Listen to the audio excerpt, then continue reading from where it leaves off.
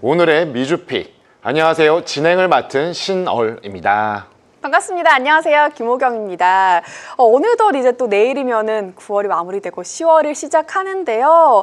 그래서 오늘은 좀 10월 시장 흐름을 저희가 함께 전망을 해보면 좋지 않을까. 네. 그래서 또 이렇게 전망하는 데 있어서는 이분만큼 좋은 분이 또 없죠. 그렇죠. 이럴 때는 이렇게 해라, 저럴 땐 저렇게 해라. 이 솔로몬의 솔루션을 내주는 우리 솔로몬 본부장님 오셨습니다. 어서 오세요. 네, 안녕하세요. 반갑습니다. 반갑습니다. 네. 솔로. 네. 솔로몬. 항상 부담스러운 솔로몬. 닉네임을 주시지만 네. 그만큼 또 책임감 있게 우리 고민과 시장을 본부장님 조정하겠습니다. 잘 아시겠죠? 예전에 솔로몬 투자증권이라고 있었어요. 있었잖아요. 사라졌잖아요. 네, 그 우리 신종호 본부장님은 솔로몬 투자증권이 아니라 예. LS 그냥 증권의 경영 전략 본부장이자 여의도의 솔로몬을 담당하고 네. 계십니다. 여의도의 네. 솔로몬. 와, 든든한데요. 굉장히 부담스럽지만 과찬의 말씀. 뭐라고 대답해야 할지 모르겠지만 오늘도 빨리 잘 이제 부탁드립니다. 네. 알겠습니다. 잘 해주시면 감사합니다. 됩니다. 네, 알겠습니다. 그럼 여의도의 솔로몬 네. 신종호 본부장님과 함께 미주픽 지금 시작합니다. 네. 옥 반장님, 어제 안 계시는 동안 네. 초록불이 아주 강하게 그러니까 들어왔었어요. 봤어요. 보셨죠? 네. 0.5, 0.6%씩 그쵸. 올랐었고 네. 어제 셧다운 우려가 있었음에도 불구하고 치고 올라갔단 그러니까요. 말이죠. 제가 이렇게 에너지를 팍팍 보냈더니 네. 그게 이렇게 팍팍 전달이 됐나 봐요. 그리로 나타난 건가요? 거기로 보내줬나 봐요. 저는 팀장님께 보내드렸는데. 그래요? 저는 오늘은- 화면만 보고 있어가지고 오늘은 어떤지 한번 살펴봐 주시면 좋을 것 네, 같아요. 좋습니다. 자, 오늘은 어떤 불을, 오늘은 제가 와서 이렇게 빨간 불을 보이고 있나 봐요. 일단 나스닥부터 함께 보겠습니다. 0.14% 하락을 하면서요. 24,802포인트 머물러 있고요. S&P는요. 0.16% 하락을 하면서요. 6,702포인트에 머물러 있습니다. 네, 어제의 상승폭에 비하면 약간 애교 수준이긴 한데 아무래도 좀 전에 우리 본부장님께서 말씀 주신 것처럼 셧다운이 있는데 맞아요. 지금 초록불이 들어오는 것 자체가 조금 논리적으로 맞지 않을 수가 있기 때문에 이 소식, 이 정치 뉴스는 언제 어떻게 바뀔지 몰라요. 맞아요. 우리가 예측한다고 될 수 있는 게 절대 예측 불가능. 네, 그냥 막 하다가 또 어떻게 될지도 모르기 때문에 일단 지켜보는 게 맞기 때문에 그렇습니다. 지금의 이 약간의 낙폭이 있는 부분들은 언제든지 반전이 가능하다라고 볼 수가 있겠습니다.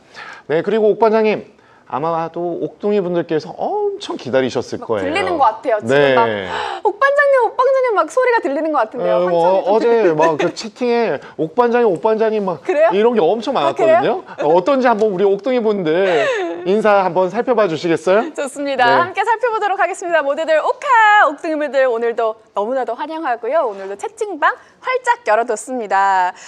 우리 땅둥이님께서 어제 왜 없었어요? 오카 이렇게 또 아주 강렬하게 또 환영을 해주고 계시고요. 그리고 박진선님께서도 이 이모티콘을 보내주셨어요. 오셨구나 이러면서 또 인사를 해주고 계십니다. 항상 좀 오시는 우리 가족분들, 옥둥이 가족분들 네. 너무나도 반갑고 그리고 새로운 옥둥이 가족분들 또 들어오시면 또 더 반갑거든요. 인사 마구마구 나눠주시고요. 오늘도 궁금하신 점 있으시면 저희 솔로몬이 계시니까요. 저희가 아주 척척박사처럼 해결을 해드리도록 하겠습니다. 오늘도 1시간 동안 함께 해주세요. 오늘 같은 큰 이슈가 있을 때는 네. 솔로몬이 계셔야 됩니다. 그러니까요. 타이밍이 네. 아주 기가 막힙니다. 맞습니다. 네, 그러면은 네. 솔로몬께서 계시다 보니까 첫 번째 이슈픽 많은 분들이 궁금해하실 것 같습니다. 맞아요. 미국 행정부 셧다운 우려 살펴보도록 하겠습니다. 네.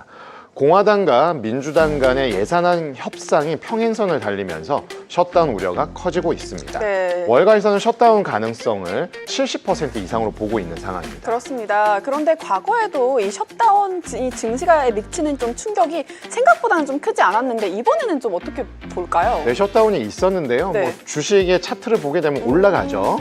그렇지만 이제 경제에 미치는 영향이 보통 제한적이고 네. 금방 회복되는 경우가 많았다라고 평가를 했으나 이번에는 다를 수도 있다라는 우려 분명히 존재하고 있습니다. 그렇군요. 이미 불확실성이 큰 경제에 또 추가 혼란이 더해질 수도 있다 이런 말씀인 거네요. 네, 오는 3일로 예정되어 있는 9월 비농업 고용 보고서 발표도 네. 지연이 될 가능성이 오. 있다. 그러니까 발표를 못할 수 있다 이렇게 얘기를 했고요. 네. 이렇게 주요 지표가 멈추게 되면은 그러면은 시장에서는 당연히 지표를 확인 못하게 되니까 불확실성이 커질 수밖에 없습니다.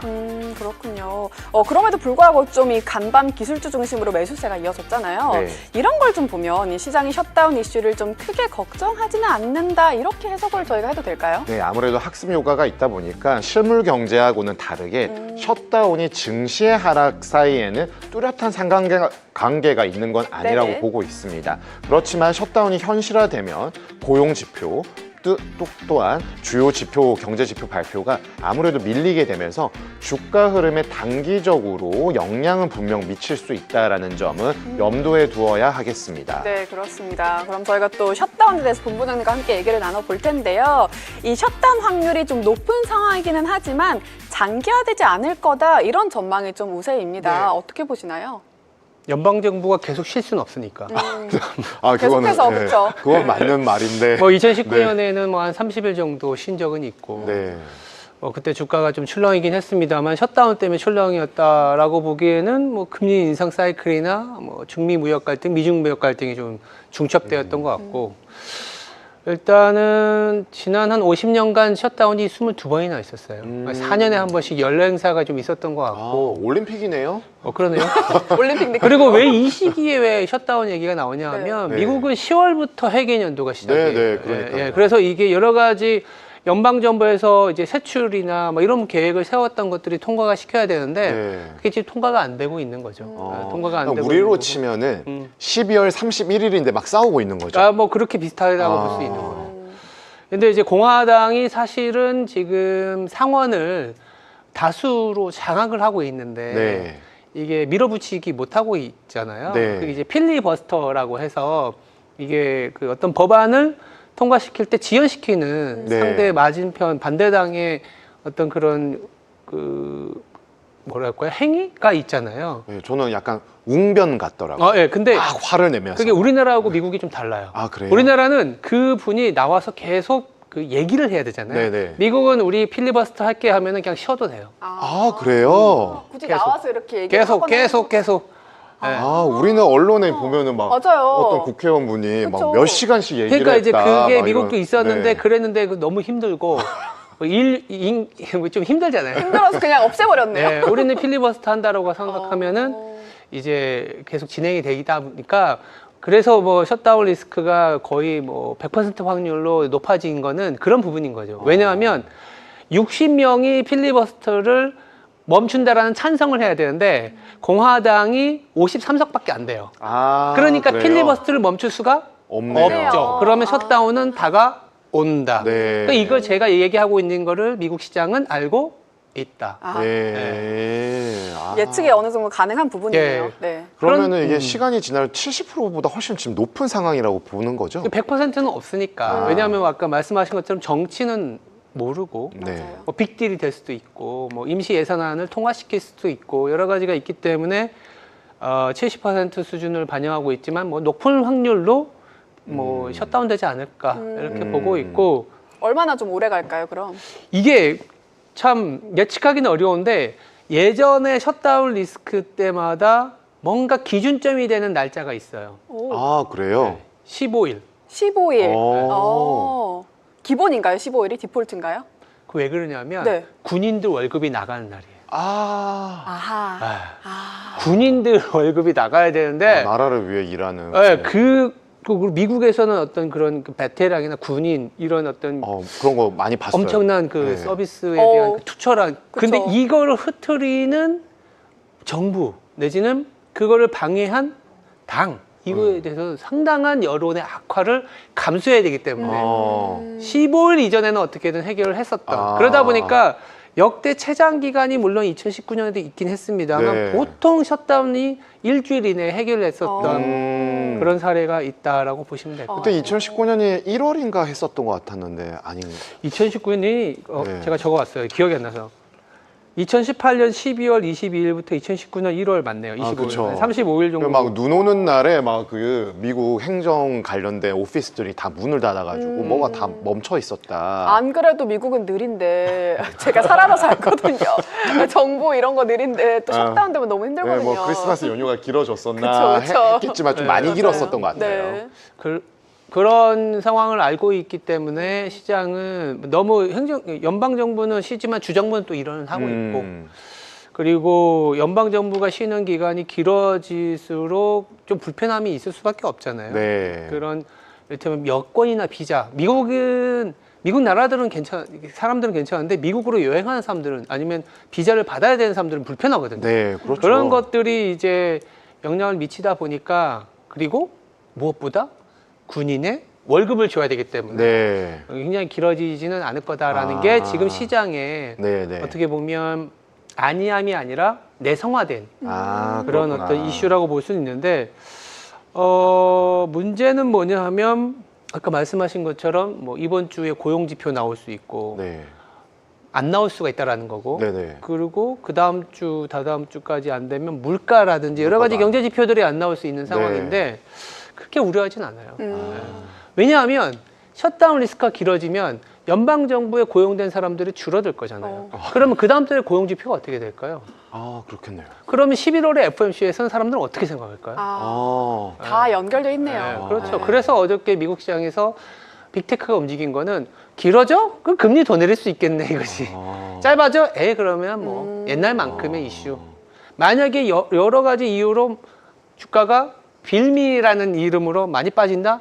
그러면 조금 주식 매수 대기자들이 좀 있지 않을까. 왜냐하면 윈도우 드레싱으로 좀 올라온 것도 있으니까 네. 일정 부분 월말 월초의 변동성을 자극하는 이슈 정도로만 생각을 하자라는 얘기를 드리고 있습니다.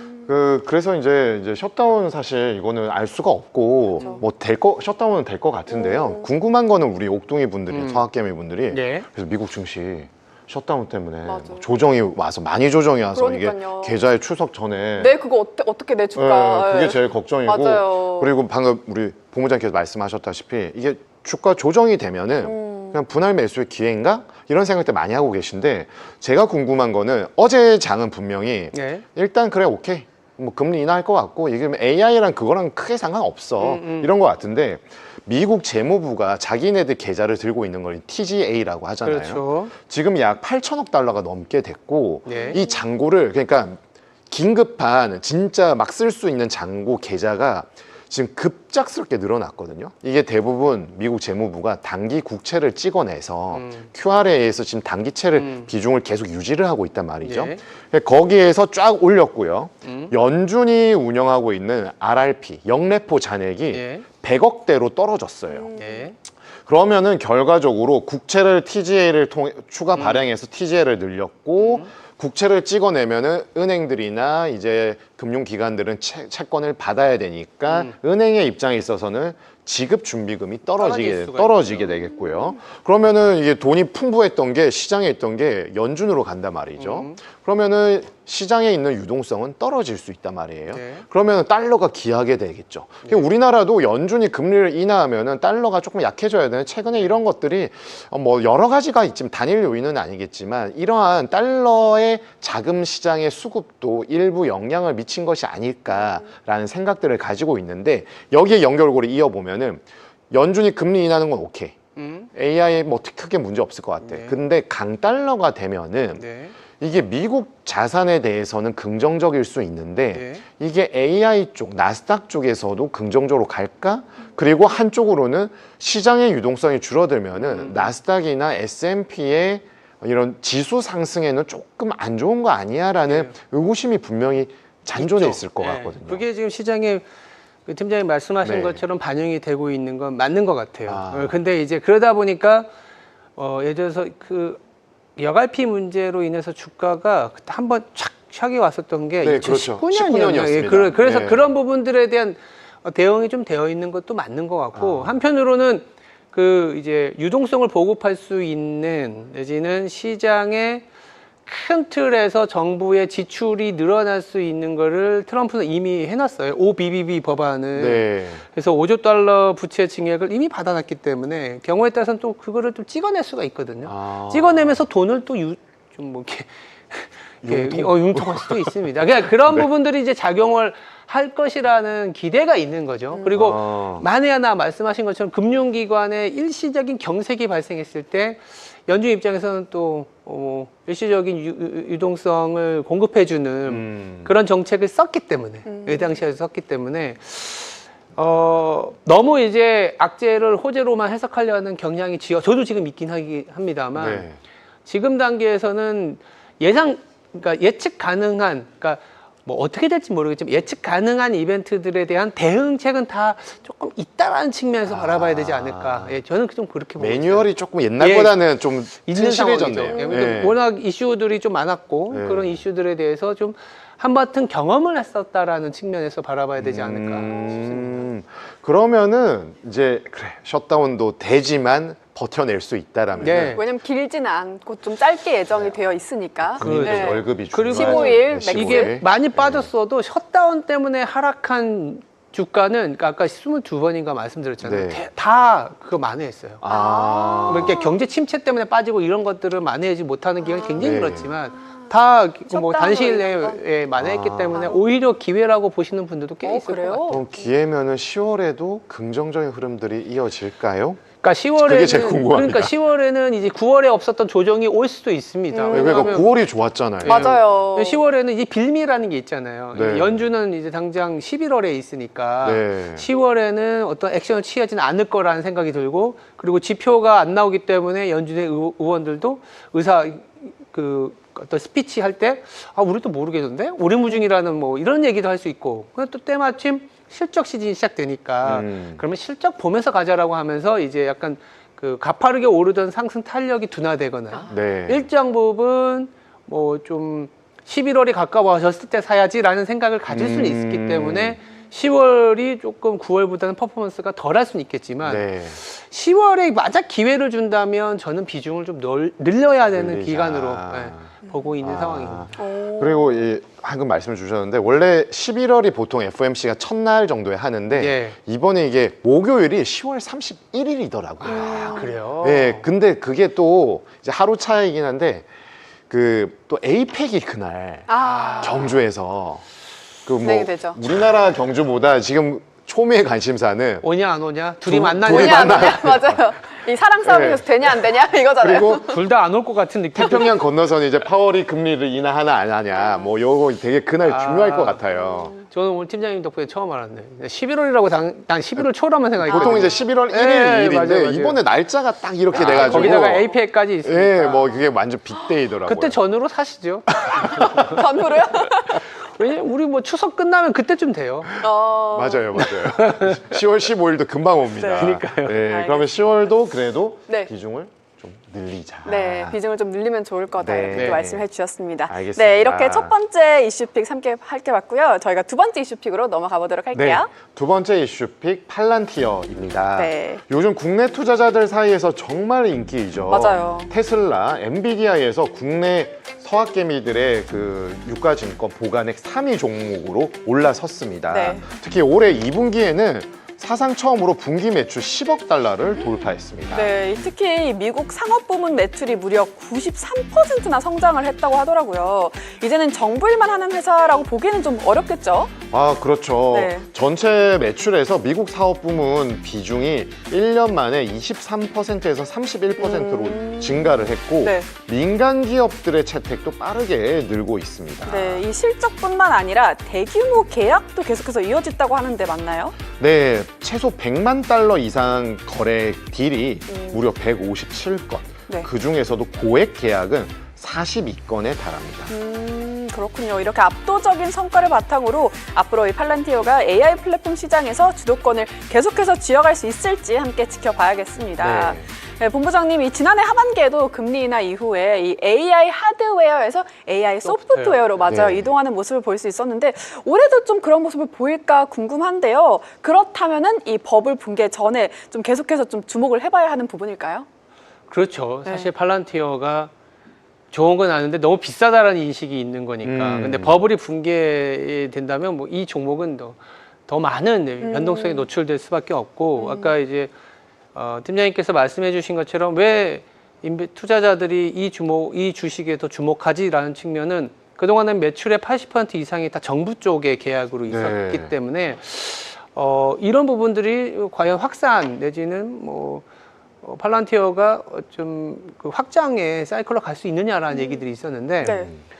요번에 2분기 실적 나왔을 때는 이 민간 쪽 매출이 전체 매출의 한 거의 30% 이상 넘어가기 시작하니까 민간에서도 이제 실적이 나오기 시작하네? 네. 이런 얘기들이 나오면서 그리고 민간 쪽의 그로스가 전년 대비 90% 이상 이게 뭐 말이 90%지 그게 지금 2배 1년 만에 2배 계속 늘어나는 거잖아요. 네. 물론 전체 매출액도 한 70% 이상 늘어나는 고 성장 기업이라는 측면이 이제 반영이 된 건 맞다. 정부보다 아무래도 정부는 예산을 이렇게 하는 거니까 민간이 조금 마진이 더 높겠죠? 아, 그럼요. 마진도 그렇고 규모 자체도 더 네. 커질 수가 있는 거잖아요. 네, 네. 그런 측면에 그 높은 뭐 예를 들어서 PER이 지금 200배가 넘어가는데 네. 그러니까요. PSR도 저거 깜짝 놀라요. PSR 그러니까 그 매출액 대비한 밸류에이션이 80배가 넘어가서 네. 그러니까 일반적인 투자자들은 사실 물론 뭐 밸류에이션이 비싸도 사지만 와 PSR, PER 이렇게 넘은 거 살 수 있을까라는 얘기를 하면서 넘어온 게 팔란티어이기 때문에 밸류에이션만 놓고 보는 종목은 아니고 지금 주가가 177달러이거든요.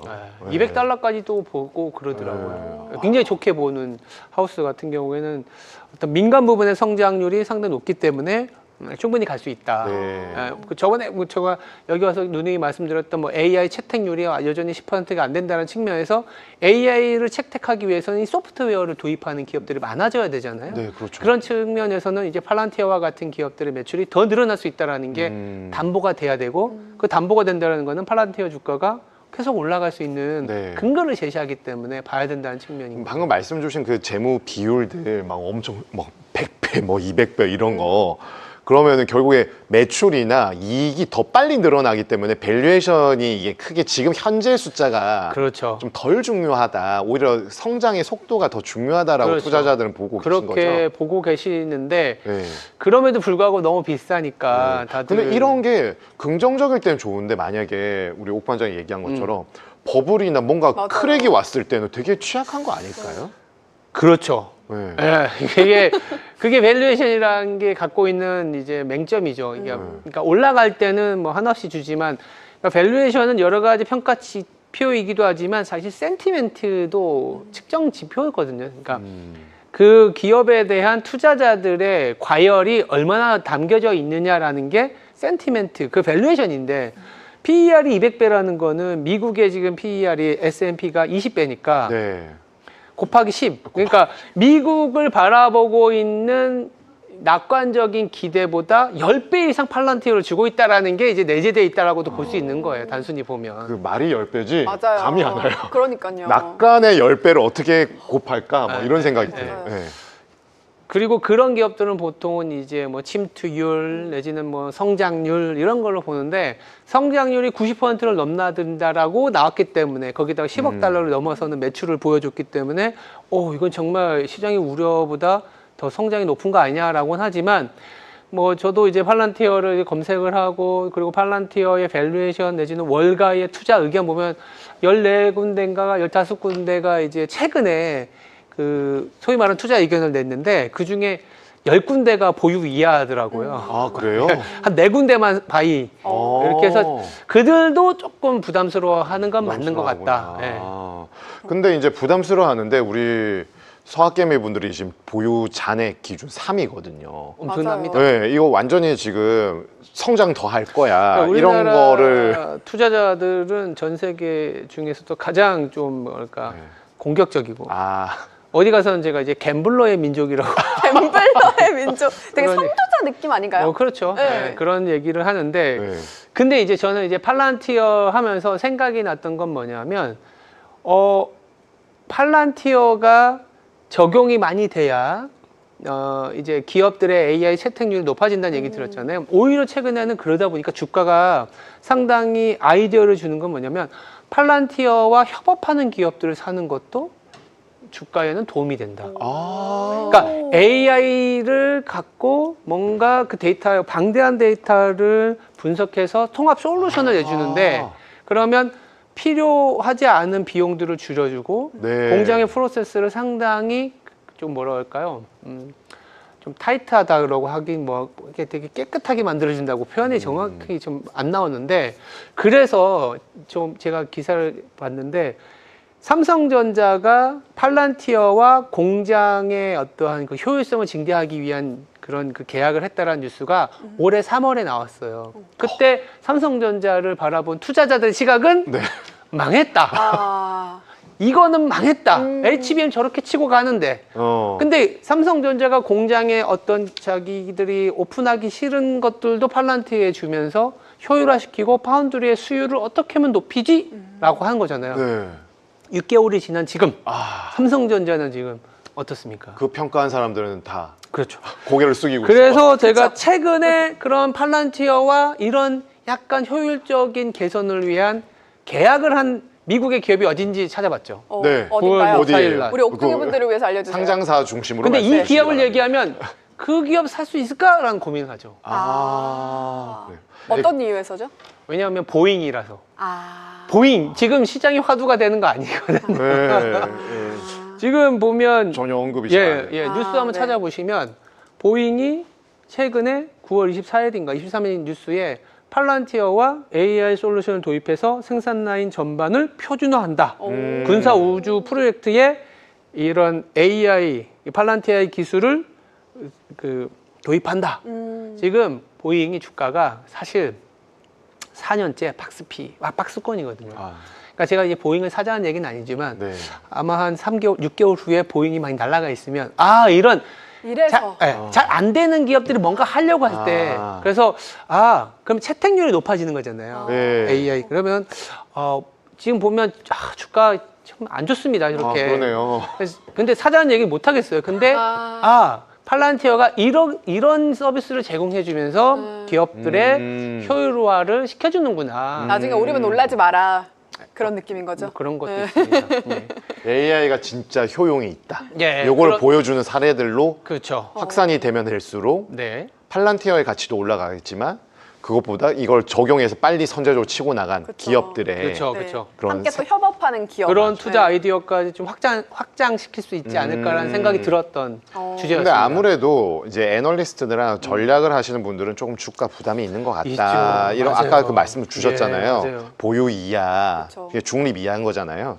근데 가이던스를 보니까 얘네들이 팔란티어가 민간의 매출 성장률이 약 90%에 달할 거다 올해. 엄청나죠. 그리고 넷인컴에 대한 실적이 24년도가 4.6억 달러. 네, 맞아요. 였는데 올해 16억 달러, 한 3배 이상 오른다. 이렇게 얘기를 하고 있는 거니까 결국 EPS에 영향을 미칠 수 있다라는 건데 어디다 방점을 둘까요? 그러니까 이제 팔란티어라는 기업이나 그 산업이 상당한 성장률과 돈벌이가 된다고 했을 때 과연 다른 기업들은 가만히 있을 것이냐 이게 문제라는 거예요. 그러니까 90% 성장률인데 다음번에 100% 나오면 오케이예요. 네. 근데 90% 성장률인데 다음번에 80% 성장률 나오면 그게 주가가 하락할 수가 있는 거죠. 그 산업은 커지지만 네. 그 산업은 커지지만 그래서 팔란티어의 뭐 AI 솔루션을 도입하든 뭐 또 다른 최근에는 이제 대형 클라우드 기업들이 팔란티어와 같은 데이터 통합 분석 솔루션을 제공해주고 있거든요. 네. 이걸 도입하든 그냥 보잉이나 삼성전자는 비효율적인 게 줄어들고 효율화되면서 마진이 좋아지고 이러면 그 주가는 오케이인데 이거를 제공해주고 있는 기업들이 많아진다는 측면에서는 팔란티어는 약간은 다른 기업, 그러니까 예를 들어서 보잉으로 칩시다. 보잉은 내 서비스를 제공받으면서 주가는 저렇게 되는데 나는 왜 주가가 빠지지라는 측면에서는 다른 기업들도 이 높은 성장성에 뛰어들 수 있고 그렇겠네요. 이미 뛰어들었죠. 많이 뛰어들었죠. 그러니까 투자자들은 네. 천상천하 팔란티어 유아독존일 거라고 생각했는데 시간이 지나서 이게 유아독존이 아닐 수 있는 거예요. 그렇죠. 지금 뭐 아마존도 그렇고 마이크로소프트도 그렇고 구글도 그렇고 이런 대형 클라우드 기업들이 자체 분석, AI 플랫폼 그리고 팔란티어의 데이터 통합 분석 솔루션을 자기들도 만들어 제공해주고 있거든요. 그러면 이제 점점 뭐랄까 압도적인 지위가 돼. 그러니까 엔비디아가 브로드컴이 올라오면서 물론 엔비디아도 주가 좋지만 상당히 좀 변동성이 심하잖아요. 네, 그렇죠. 그런 국면을 겪을 수도 있는 건데 이거를 채택하는 기업들, 그 밸류 체인 내지 수혜를 보는 기업들은 이미 너무 그 AI를 도입하는 기업들은 뭔가 지금 안 좋으니까 개선시키려고 노력을 시키려는 기업들이거든요. 네. 이런 기업으로 넘어가는 과정을 우리는 봐야 되지 않을까. 아, 그렇군요. 그렇게 보고 새로운 있습니다. 시각. 그러니까요. 너무 또 색달라요. 맞아요. 또 다른 네. 기업들과 함께 가야 된다. 이런 건 또 특히 보잉같이 이런 기업들도 좀 집중을 해야 된다. 이렇게 또 말씀해 네. 주셨는데 그럼 옥둥이 분들 중에서 이 팔란티어를 보유하고 있는 옥둥이 분 혹은 나 이거 너무너무 관심 가는데 계속해서 매수 상위권에 들어가 있는데 어떻게 하지 고민하고 있는 분들에게 한마디 솔로몬의 그냥 갖고 있으면 조금이라도 갖고 있으면 그 박탈감이 덜 하잖아요. 네. 그럼 팔란티어를 내가 갖고 있는 주식에서 일부분을 갖고 사는 거는 좋죠. 사면서 그래도 보잉도 좀 사보고 같이 네. 번들로 해서 사는 거는 보잉도 나쁘지 같이 않은 것 같아요. 함께. 근데 이제 의미 있게 싫으면 AI의 솔루션이 확장이 되는 사이클인데 오히려 주가는 안 갈 수 있는 그런 아픔이 있을 수 있으니까. 네. 그게 더 아프죠. 안 들고 있으면 안 들고 있는데. 그렇죠. 아니 팔란티어와 관련된 솔루션이 확장이 된다는데 왜 팔란티어 안 가지? 그 이유는 다른 경쟁자들의 MS가 늘어나요. 삼성전자 치고 나가기 시작했을 때 하이닉스가 빠졌던 그런 모습이 나올 수도 있으니까 그렇게 이제 얘기를 드리는데 근데 그럴 때 너무 당황하지 않고 좀 길게 봐도 되는 부분 근데 한 번 걸까요? 성장률이 꺾이면 힘들어요. PER 200배짜리는 조금 그렇죠. 근데 이제 제가 그렇다고 팔란티어가 지금 부러진다는 얘기는 아니에요. 네네. 네. 그런데 그 밸류에이션을 용인할 수 있는 성장률이 과연 나올까라는 측면에서는 그 산업이 커지는 거에 베팅하자는 거지 네. 팔란티어에 베팅하자라는 게 아닌 거죠. 그 그 산업이 성장성. 커지면서 네. 수혜를 볼 수 있는 기업에 네, 네, 베팅하자는 네. 거죠. 그렇죠. 알겠습니다. 네, 팔란티어가 맞습니다. 좀 이렇게 다른 시각으로 또 보게 되네요. 그러니까요. 저는 이제 저희가 많이 알고 있는 그 팔란티어다 네. 매수 종목에 항상 보이는 그 팔란티어라고 생각만 했는데 그러니까 팔란티어 하나에 집중을 많이 했었거든요. 얘네가 어떻게 근데 사업을 그 하고. 주변을 또 둘러싸고 그러니까요. 있는 것들이 또 꽤 있네요. 네, 이게 어떻게 될지 또 모르다 보니까 그렇습니다. 새로운 시각을 통해서 네. 팔란티어 전략 살펴봤습니다. 그렇습니다. 자, 이어서 저희가 또 기다리던 시간이죠. 샤워게임의 순매수 상위 톱20 살펴보도록 하겠습니다. 네, 먼저 1위에서 10위입니다. 가장 먼저 보이는 게 아이렌이 두 계단 올라와서 1위 자리를 쟁취했습니다. 네, 네, 드디어 아이렌이 주가만큼이나 서학개미의 마음을 훔쳤습니다. 그러니까요. 반대로 1위였던 비트마인은 떨어졌어요. 바로 1일 천하를 네. 통해서 다시 3위로 내려왔습니다. 그렇습니다. 그리고 5위와 8위에 자리하고 있는 마이크로소프트, 엔비디아 저희에게 익숙한 종목들이죠. 새롭게 또 10위권 안에 올라왔어요. 네, 엔비디아 같은 경우는 지금 보유 잔고 기준으로는 테슬라 다음인데요. 엔비디아가 최근에 우리 좀 전에 신본부장님께서 말씀 주신 것처럼 주가가 막 치고 가는 그 힘이 과거처럼 막 엄청나게 독보적이지는 않거든요. 네. 뭐 그 의구심을 갖는다는 게 아니라 이제 주가 수익률 차원인 거죠. 그러다 보니까 엔비디아에 대한 잔고를 늘리는 순매수가 그렇게 좀 특출나지가 않았었는데 네. 다시 한번 순위권 내에 바로 진입을 했습니다. 그렇습니다. 자, 이어서 11위에서 20위도 한번 살펴볼까요? 네, 가장 먼저 알파벳, 샌디스크가 좀 많이 떨어지는 모습 보이고 있습니다. 네, 아무래도 그 샌디스크나 알파벳은 조금 다르지만 샌디스크 같은 경우는 주가의 상승폭만큼이나 네. 약간 동력이 꺼지는 부분들이 좀 나오는 것이 아닌가라고 보여지고요. 네. 알파벳은 사실 최근에 뭐 여러 가지 지금 설왕설래들이 있고 이게 뭐 이 M7 중에서 아주 치고 가는 것도 아니지만 또 뒤처지는 것도 아니다 보니까 10위에서 10위권 초중반 내외에서 왔다 갔다 하는 상황에서 다시금 좀 순위가 뒤처지는 모습이지만 지금 보시게 되면은 11위부터 13위는 300억대 초반 거의 촘촘하게 있기 때문에 큰 순위의 등락은 좀 아니다라고 맞아요. 볼 수는 있겠습니다. 저희가 항상 얘기하지만 11위에서 20위는 좀 변동이 많아요. 네, 그래서 그렇죠. 그런 모습을 보이고 있고 그리고 유나이티드 헬스그룹도 많이 떨어졌네요. 네, 유나엘은 사실 네. 이게 보험 관련된 부분에 있지만 또 우리 국내 서학개미 분들이 좀 좋아하시고 네. 보험 지난번에도 우리가 살펴봤지만 맞아요. 보험 규제에 대한 부분을 조금 완화된다. 그럴 때는 또 올라가다가 그 다음에는 아무래도 투자자들의 시선이 보험 금융업보다는 이 IT, AI 쪽에 쏠리다 보니까 네. 그쪽에서 좀 또 마음이 약간 식었을 때는 네. 순위가 좀 빠르게 떨어지는 부분들이 나오고 있습니다. 그렇습니다. 반면 파가야, 테크놀로지, 스털링, 코카콜라 올라오는 모습 보여주고 있고요. 이어서 매수, 매도 또 한번 살펴보도록 하겠습니다. 오, 3위까지는 또 여전히 자리를 지키고 있습니다. 네, 뭐 계속해서 똑같은 순위는 유지하고 있습니다. 테슬라, 엔비디아, 아이온큐 있고 방금 4위에 이제 팔란티어가 올라왔는데요. 네. 어제도 말씀드린 것처럼 엔비디아와 아이온큐의 거래량이 이제 테슬라를 압도하고 맞아요. 있습니다. 그 전에는 그렇지 않았었거든요. 맞아요. 저희가 뭐 아래 3위, 2, 3, 4위까지 합쳐도 뭐 좀 부족하다 이런 말씀 네. 드린 게 며칠 전이었던 것 그리고 같은데. 테슬라와 아이온큐는 아까 순매수 상위 종목 음. 탑20에는 들어오지 않았어요. 네. 그만큼 손바뀜이 계속 빈번하게 일어나고 있다라는 건데 엔비디아는 탑10 내에 바로 진입을 했다라는 그렇습니다. 거는 매수가 매도보다 좀 더 많았다라는 점을 보여주고 있어서 네. 엔비디아에 대해서 그동안에 조금 식어 있었던 투심이 국내 투자자들 중심으로 다시 한번 엔비디아인가라는 생각들 하고 있고 엔비디아가 최근에 좀 뉴스들이 좀 있었잖아요. 그쵸. 그러한 부분들이 주간 단위에서 매수세를 좀 이끌었다라고 볼 수 있겠습니다. 그렇습니다. 네, 이렇게 저희가 매도 종목까지 살펴봤고요. 먼저 아이렌을 함께 또 얘기를 해보겠습니다. 네, 아이렌이 주가가 엄청 났거든요. 네, 그리고 지금 매수에서 바로 진입을 지금 7위로 올라섰는데 그쵸. 순매수에서는 1등이잖아요. 그러면은 거래량은 뭐 1위부터 6위보다는 적지만 예. 그냥 압도적으로 대부분 숏이 아니라 롱에 배팅을 한 거란 말이죠. 국내 투자자들이 네, 맞습니다. 근데 이제 주가 보면 투자를 안 할 수가 없어요. 막 따라가고 싶어요. 아이렌, 네. 그러니까 원래 옛날에는 아이리스 에너지, 근데 네. 에너지를 뺐죠. 네. 그러니까 아이렌이 아시겠지만 원래는 비트코인 채굴. 채굴이었는데 남는 걸로 오히려 이제 클라우드. 그러니까 지금 계속 얘기하고 있는 게 아까 뭐 AI 하지만 AI 하려면 데이터가 필요하고 네. 데이터 하려면 데이터 센터가 필요하고 데이터 센터 돌리려면 전력이 필요하고 전력이 하려면 뭐 이런 게 이렇게 네. 계속 가고 있는 것 같아요. 연결 네. 하다 보니까 아이렌 같은 애들은 그래 있는 그 뭐 이 인프라들 AI에 다 가면 되겠네. 맞아요. 뭐 이렇게 딱 생각하시는 것 같더라고요.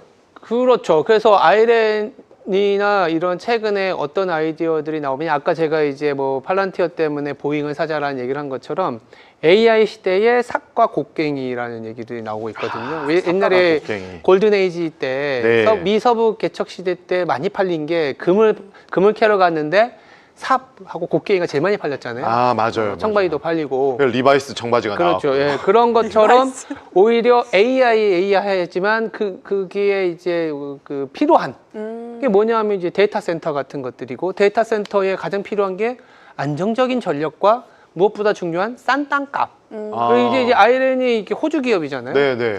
그런 것들도 다 연결이 되는 것 같아요. 아 호주는 대부분 그 동부 해안에 사람들이 살고 뭐 광활한 대지를 가지고 있지 않습니까? 그러니까 지금 참 아이러니한 게 최첨단의 어떠한 기술을 구현하기 위해서는 굉장히 넓은 땅과 굉장히 싼 값의 그 전기료, 땅이 필요하다라는 거예요.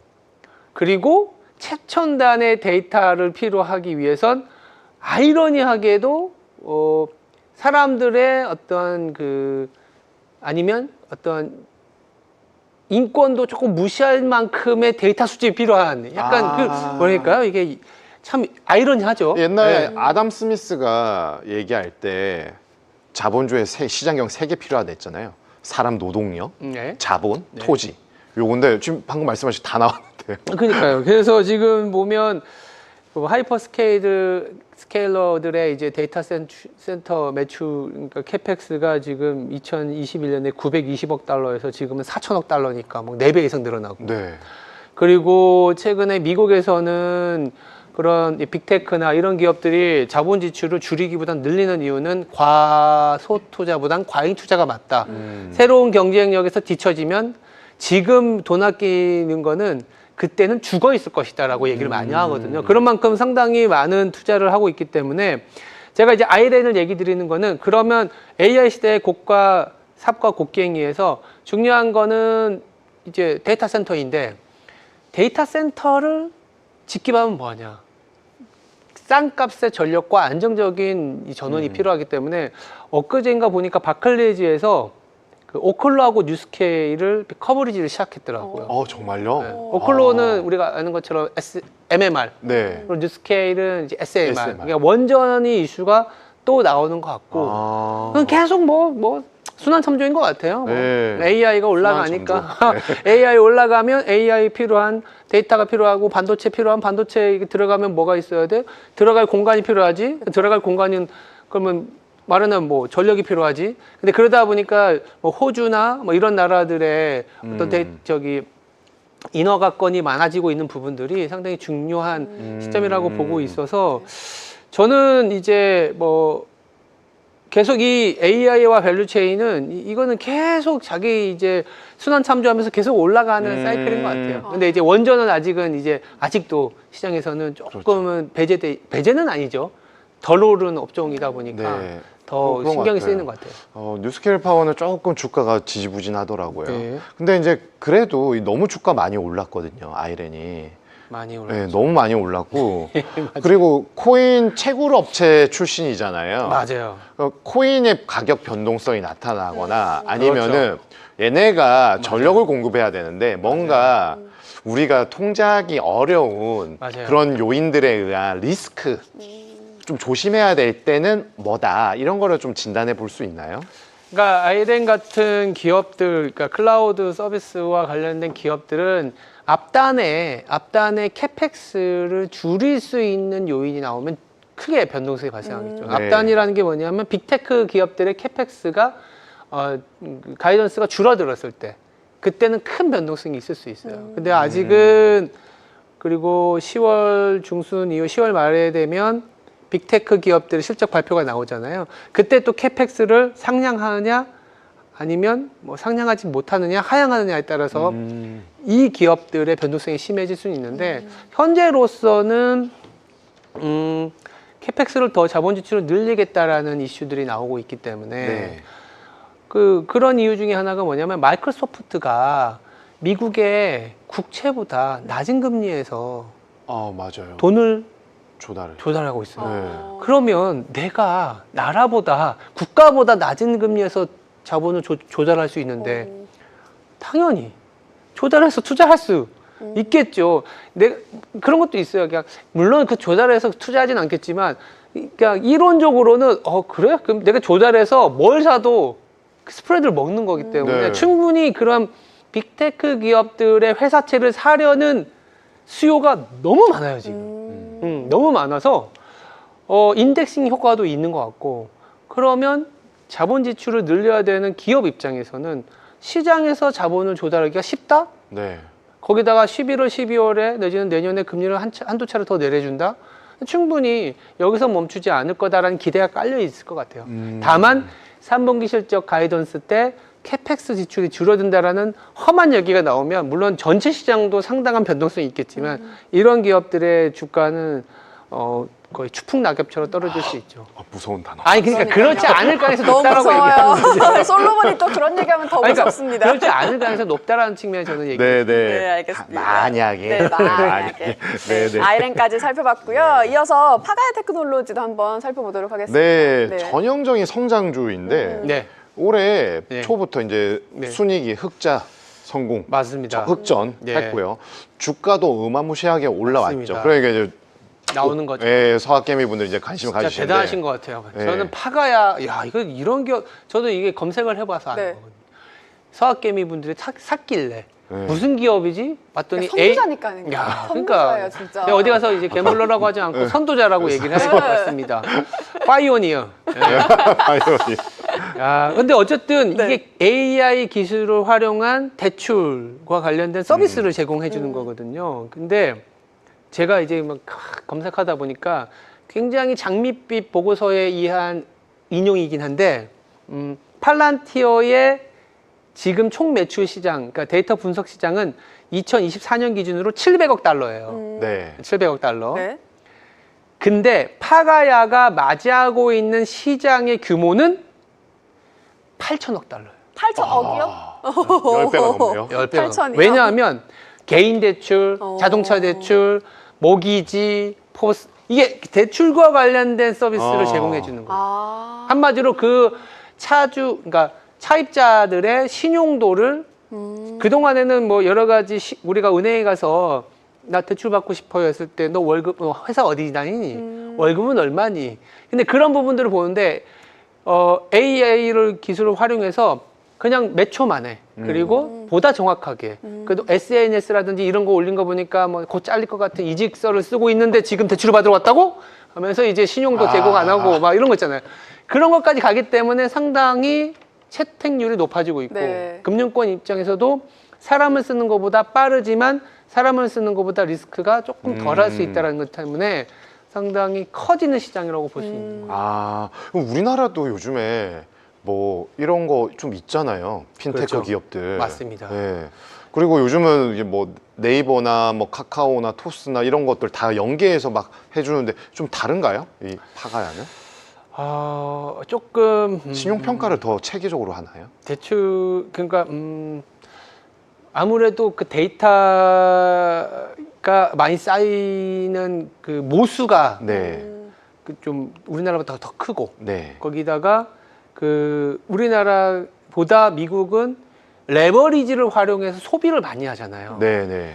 그러니까 예를 들어서 일본 같은 경우에는 현금을 갖고 막 소비를 하기 때문에 그 사람들을 분석하기 너무 어려울 거잖아요. 맞아요. 일본은 현금으로 네. 다. 근데 네. 미국은 뭘 사든 다 대출에 기반한 그 서비스를 하기 때문에 그 데이터를 분석하는 그러니까 이 사람의 크레딧을 분석하기가 편한 거죠. 우리나라도 근데 더 그 이런 시장에 이런 기업들이 진출하기 편한 시장은 맞지만 미국은 보다 소비가 전체의 70%고 맞습니다. 그 소비가 다 레버리지에 기반하고 있기 때문에 데이터 분석하기가 참 좋다라고 볼 수 있는 거죠. 그렇군요. 네, 이렇게 파가의 테크놀로지까지 저희가 함께 살펴봤고요. 네. 마지막 이슈피 살펴보도록 하겠습니다. 네, 메타입니다. 네. 메타가 AI 안경을 들고 로봇 시장에 전격 참전했습니다. 맞습니다. 테슬라와 데이터 전쟁이 본격화될 것으로 보입니다. 그렇습니다. 이 저커버그와 머스크는 뭐 소셜미디어나 인공지능 이런 주제를 두고 자주 좀 충돌을 했잖아요. 네. 스티브 잡스와 빌 게이츠처럼 이 산업 패권 싸움을 벌일 거다 이런 전망도 많이 나오고 있죠. 네, 테슬라는 자율주행차 800만 대에서 수집한 3인칭 시점의 영상 데이터를 활용해 로봇 옵티머스를 훈련시키고 있습니다. 반면 메타는 AI 안경으로 사용자가 보는 1인칭 시야를 그대로 캡처해서 로봇에게 학습시키고 있습니다. 네, 이 모건 스탠리는 2년 안에 메타글래스 착용자가 테슬라 차량 수의 2배인 2천만 명에 이를 거다 이렇게 전망을 했습니다. 네, 그렇습니다. 결국 데이터의 양과 질, 누가 더 확보하느냐 싸움인데 두 빅테크 간의 로봇, AI 주도권 싸움은 더 뜨거워질 것으로 보입니다. 그렇습니다. 이 메타 대 테슬라, 테슬라 대 메타입니다. 메타는 AI와 또 로봇 분야 초기 단계이지만 AI 기술 스타트업과 좀 협력 관계 이런 거를 좀 확대하고 있고 또 외부 인재 영입이나 이런 거에서 좀 강력한 모습을 보이고 있습니다. 투자도 많이 하고 있고요. 반면 테슬라는 이 기술 면에서 좀 앞서고 있잖아요. 어디가 좀 우위라고 볼 수 있을까요? 둘이 협력했으면 좋겠어요. 하나는 소프트웨어고 하나는 하드웨어고. 그러면 이제 근데 완전 저커버그하고 머스크가 사이가 안 좋나? 그렇지 않나요? 뭐 그때 뭐 싸운다고 했었나? 네. 그게 다른 건가?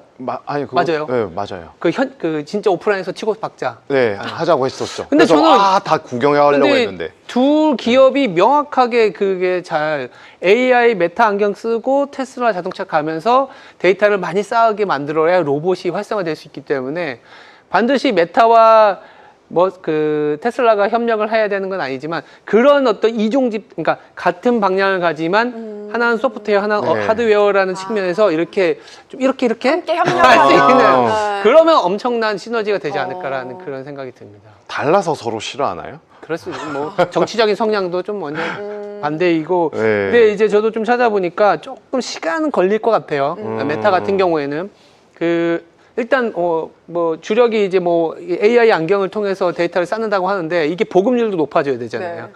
뭐 물론 그것뿐만이 아니라 SNS, 인스타그램이라든지 그 페이스북을 통해서 쓰고 있는 사용자들의 실제 어떠한 뭐랄까요? 의식의 흐름은 이미 받아놓고 있지만 오프라인에서의 어떤 행동들은 아직 데이터가 수집된 건 별로 없으니까. 네, 그렇죠. 그런 것들은 테슬라가 앞서 나갈 수 있는데 네. 그런 것들이 뭐 협력이 된다 그러면 미국은 정말 대단한 나라가 되는 거고 근데 이게 데이터가 쌓기까지의 시간이 걸리고 뭐 하물며 만약에 AI 안경이 보급률이 높아진다 그러면 호재일 수 있는데 5년, 10년을 내다보고는 있긴 한데 네. 그거를 기간 리스크를 확 줄여주는 거는 이런 메타와 같은 소프트웨어와 테슬라와 같은 하드웨어가 협력한다는 뉴스가 나오면 상당히 좋은 아이템일 수도 있겠다는 생각이 들고 있습니다. 본부장님께서 말씀 자주 하시는 단어가 침투율인데요. 예. 침투율이 그러면 이 스마트 글라스는 조금 느릴 수 있다라고 보시는 걸까요? 현재로서는 그런데 이게 참 우리가 스마트폰을 썼을 때 상당히 뭐라 그럴까요? 과연 이 정도까지 우리가 써야 되느냐라는 생각이 있었잖아요. 네. 뭐 사진만 찍으면 됐지. 근데 지금은 상당히 우리가 알게 모르게 접목된 아이템들이 우리 몸에 다 들어와 있잖아요. 네. 생각이 들어와 있고. 그러니까 안경이라는 불편함이 있지만 썼을 때 이를테면 어디 해외여행을 갔는데 나는 그냥 뭐 굳이 영어를 안 해도 되고 뭐 아니면 뭐 저기 중국을 갔는데 뭐 간판을 봐도 다 이렇게 너무 편안함이 네. 확산이 되면 이게 티핑 포인트가 있을 것 같아요. 근데 그 수준까지 가려면 아직 시간이 네. 최소한 1년 이상은 더 남아 있잖아요. 그래서 조금 아. 시간이 걸려 있는 네. 문제라고. 조금 시간의 문제인 그렇죠. 거죠. 2년 안에 모건 스탠리는 뭐 2배, 2천만 명이 네. 갈 거다 했는데 어떻게 될지 한번 그러니까 저희가 2년이라는 네. 것도 길어요, 우리나라. 그러니까 네. 투자 세계에서. 네네네네 알겠습니다. 맞습니다. 한번 네. 지켜보도록 하겠습니다. 네, 오늘의 비주픽은 여기서 마무리를 드리도록 하겠습니다. 오늘 함께해 주신 본부장님 진심으로 감사드리고요. 저희는 내일 저녁 7시에 다시 돌아오겠습니다.